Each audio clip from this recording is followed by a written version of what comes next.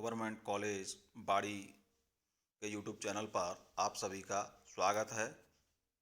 आज इतिहास की क्लास के अंतर्गत हम बीए पाठ द्वितीय के मध्यकालीन भारत के इतिहास का एक प्रकरण रजिया सुल्तान के विषय में जानेंगे।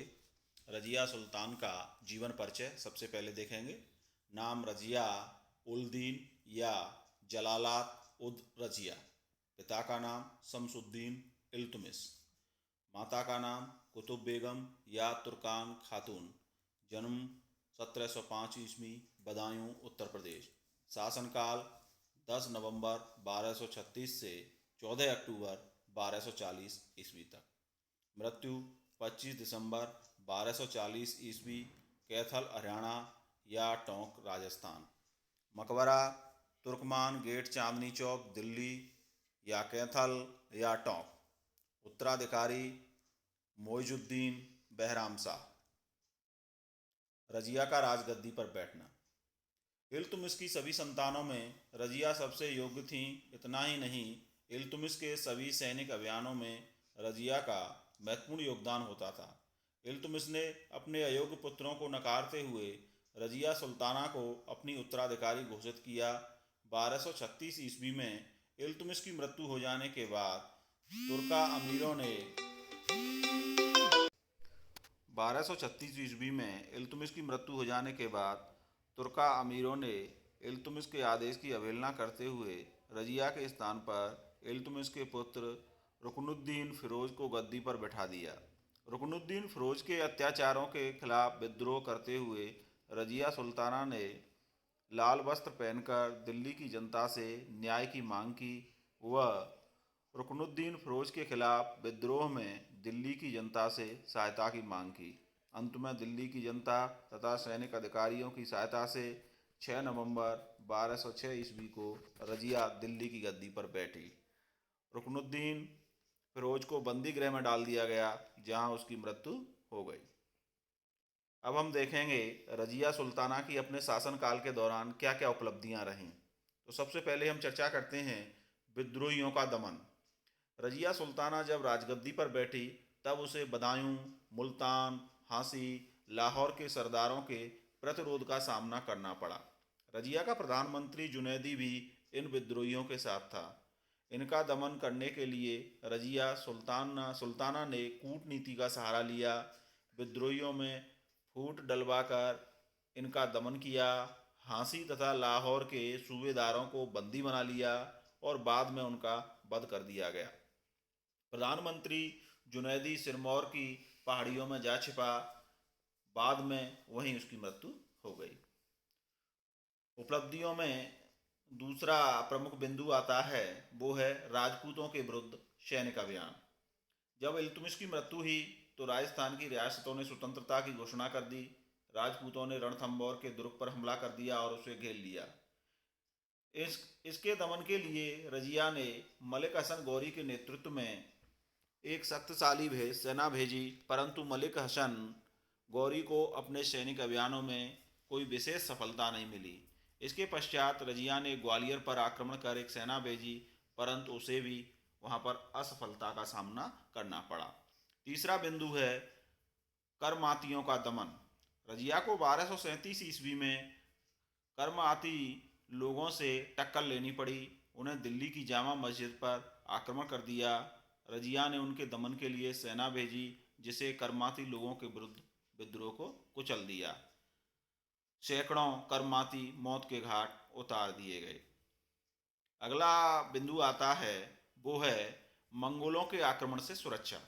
1238 ईस्वी में ख्वारिज्म के सूबेदार मलिक हसन करलूग ने रजिया से मंगोलों के विरुद्ध सहायता देने की प्रार्थना की। रजिया ने दूरदर्शिता से काम लेते हुए उसे आर्थिक सहायता देने का वचन दिया, परंतु सैनिक सहायता देने से इनकार कर दिया। इस प्रकार रजिया ने अपनी कूटनीतिक योग्यता से अपने राज्यों को मंगोलों के संभावित आक्रमण से बचा लिया। अगला बिंदु है रजिया द्वारा शासन व्यवस्था में सुधार कार्य। यानी रजिया ने जो अपनी शासन व्यवस्था में सुधार किए, उनको हम यहाँ पर देखेंगे कि कौन कौन से सुधार उनके द्वारा किए गए हैं। रजिया सुल्तान ने अपनी शासन व्यवस्था में महत्वपूर्ण सुधार किए। रजिया के समय शासन व्यवस्था पर तुर्की गुलाम सरदारों का एकाधिकार था। रजिया ने अपने विश्वास पात्र सरदारों को विभिन्न पदों पर नियुक्त किया।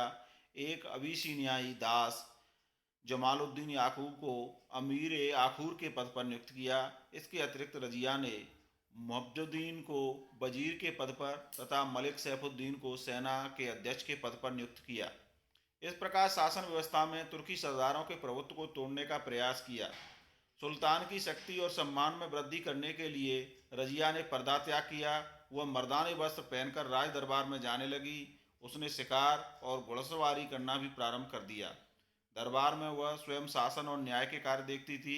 इस प्रकार रजिया अपने आप को सुल्ताना के स्थान पर सुल्तान कहलवाना शुरू कर दिया। अब हम देखेंगे रजिया सुल्तान का पतन। रजिया द्वारा शासन व्यवस्था की शक्तियों को अपने हाथ में केंद्रित करने से सल्तनत के तुर्की गुलाम सरदार असंतुष्ट थे।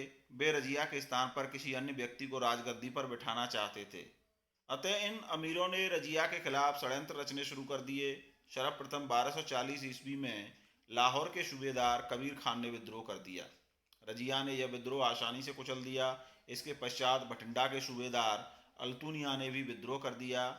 इस समय रजिया ने एक विशाल सेना लेकर भटिंडा की ओर प्रस्थान किया, परंतु मार्ग में ही षड्यंत्रकारियों ने उसके कृपा पात्र जमालुद्दीन याकूत की हत्या कर दी और रजिया को बंदी बना लिया। रजिया ने कूटनीति से काम लेते हुए अल्तुनिया से विवाह कर लिया और दोनों सेना लेकर दिल्ली की ओर बढ़े, जहां बहराम शाह को शासक घोषित किया जा चुका था। बहराम शाह की सेना ने अल्तुनिया और रजिया दोनों को पराजित किया, परंतु रजिया और अल्तुनिया वहां से भाग निकले और कैथल के निकट दोनों पराजित हुए और उनका वध कर दिया गया। अब रजिया का पतन क्यों हुआ, क्या कारण रहे कि रजिया के शासन का अंत हुआ, यहाँ पर हम उनका भी उल्लेख करना समुचित समझेंगे।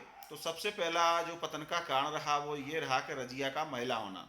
रजिया एक महिला थी। उस समय के रूढ़िवादी युग में सुल्तान का महिला होना उनके लिए सबसे बड़ी कमजोरी माना जाता था। हालांकि रजिया वीर सैनिक के कार्य में निपुण थी, वो अच्छी प्रशासक भी थी, परंतु महिला होने के कारण ये सारी अच्छाइयाँ उसके काम नहीं आ सकी। दूसरा कारण पतन का है वो है याकूत से प्रेम संबंध। रजिया जमालुद्दीन याकूत से विशेष प्रेम रखती थी। एक हबशी युवक को उसने अमीर आखूर के पद पर नियुक्त कर दिया था। इस साधारण से व्यक्ति के प्रति रजिया के इतने प्रेम के कारण तुर्क सरदार रजिया से बहुत नाराज थे। तीसरा बिंदु है रूढ़िवादी तुर्कों का प्रतिरोध। रजिया द्वारा पर्दे का त्याग कर पुरुषों की पोशाक पहनना, आकेट पर जाना, युद्ध में भाग लेना, यह सब कार्य रूढ़िवादी तुर्कों को पसंद नहीं था। अतः रजिया इन तुर्क सरदारों के क्रोध का कारण बन गई। इसके अलावा रजिया सुल्तान ने गुलाम तुर्क सरदारों के प्रभुत्व को चुनौती दी। अतः इन तुर्क सरदारों ने मिलकर रजिया सुल्तान को पराजित कर शासन कार्यों से वंचित कर दिया। बहुत बहुत धन्यवाद। आज के लिए इतना ही।